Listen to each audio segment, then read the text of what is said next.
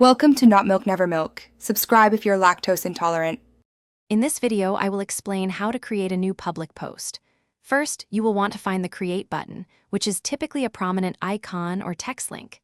It's often located in the upper right-hand corner or along a sidebar.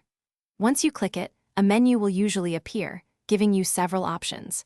You'll want to select the one that says New Post or Create Post to begin sharing your content with the world. It's a straightforward process to get started. After initiating a new post, you'll often be prompted to choose the type of content you wish to share. This could be a simple text update, a single photo, a collection of images, or even a video. Some platforms also allow for live streams or polls. Carefully consider what best suits your message. For example, a short announcement might be text-based, while a visual story would benefit from a photo or video. Making the right choice ensures your audience experiences your content as intended. Now it's time to add the actual content to your post. If you're sharing media, you'll click an Upload button to select files from your computer or phone. Once your media is in place, craft a clear and engaging caption.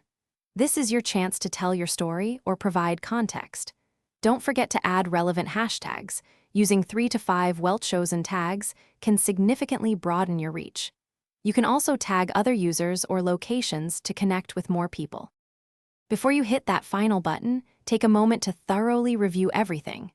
Check for any typos in your caption, ensure your images or videos look good, and confirm all tags are correct. Next, verify your privacy settings. Most public posts are visible to everyone, but some platforms offer options for specific audiences.